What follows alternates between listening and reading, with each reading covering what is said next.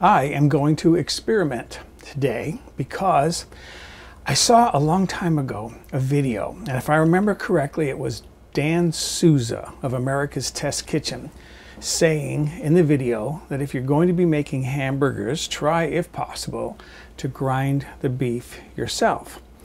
I didn't know what beef to use, so I went online and websites said chuck. One said most restaurants use beef chuck if they grind their own beef for hamburgers. So I bought some chuck.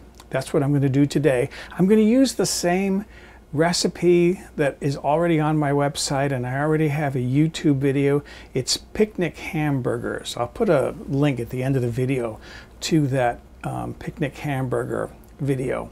I'm going to use the same recipe. The only difference is I'm going to be grinding my own beef rather than using store-bought ground beef. So let's grind some beef. So here's my setup. Bowl to catch the meat. This is my grinder attachment to my KitchenAid. This has been in the refrigerator for quite a while. And then the meat is semi-frozen.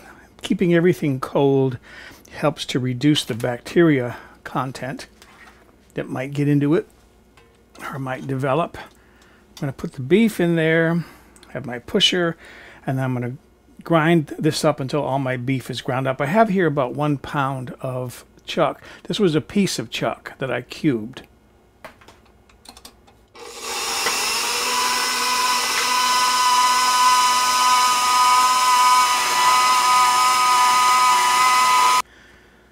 So there's all my ground beef. I can season this next.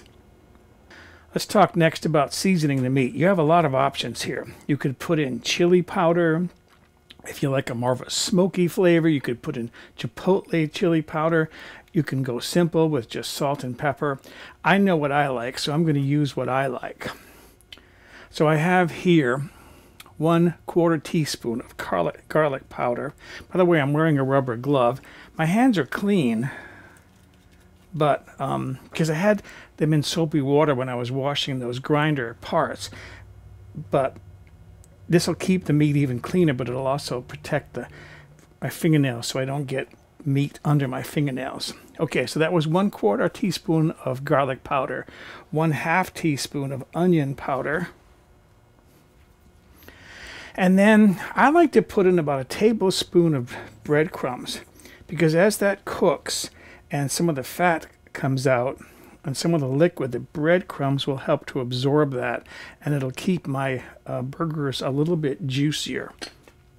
I'm going to put in a pinch of salt and then grind in some black pepper. Again, you can season this any which way you want. And then I'm going to mix this up just gently. I don't want to crush the meat because I'll turn it into a mush. And I don't want hamburgers that are mushy. Okay, now what I'm going to do is I'm going to cover this with plastic, and I'm going to put it in the refrigerator for maybe 20 minutes to a half an hour just to let those seasonings flavor that meat a little bit. Okay, this has had a chance to season for a little bit. I'm using a bowl scraper here. What I'm going to do is try to divide this into 4 equal parts, because I have 1 pound of beef here, and that'll make 4 1/4 pounders. You can make these as big or little as you want. Okay, here's the part that I'm most curious about. By grinding it myself, will this meat hold together? I should have put a second glove on, but I think I'll be okay now. Well enough to make a patty. I put a piece of parchment paper down, and what I want is to shape this into a thin, let's get this out of the way, shape this into a thin patty. I don't like the meat really thick. I don't like my hamburgers thick. I like them a little on the thin side. And I'm eyeing my buns, which are over to the side. I have some onion buns on the side.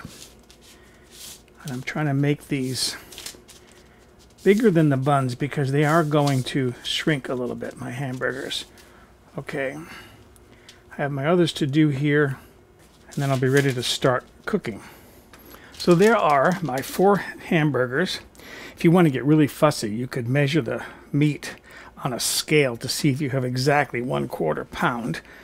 What I'm going to do is I'm going to cut this paper because I'm thinking that it'll be a lot easier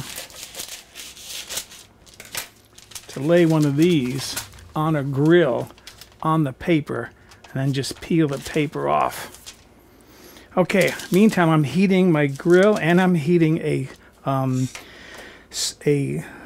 big saute pan because what I'm going to do is I want to open up my buns here. These are onion sliced buns. I'm going to butter the inside of the bun and then toast the buns in the skillet while I'm cooking my hamburgers. Okay, my grill is hot. See if I can get 2 burgers on here. Yes, I can. I'm going to wrap the other 2 burgers and put them away. And I'll have them later. One nice thing about working with beef like this, whether you grind it yourself, is you don't have to cook it all the way through so that they're completely well done. When you buy hamburger in the store, you just don't know how much bacteria might be in there. So you have to cook it all the way through to make sure you kill any bacteria that could make you sick. And I have had salmonella poisoning, I think it was salmonella, from hamburger that I had in a restaurant, and boy was I sick. 2 of us were. We both had the hamburgers. Within 24 hours we were so sick. When you use beef like this from the store and you handle it very carefully, it should be safer if you want to undercook it a little bit. So there they are. This one started to break up a little bit. Don't handle them a lot when they're in the pan. Just let them cook, or on the grill. Let them cook all the way through and then turn them, or close to all the way through. I happen to like cheeseburgers, so I put cheese down. And the last step is to see how good these taste. All right, let's see what I've got here. I'm mostly interested in the texture. I'm curious what these are going to be like.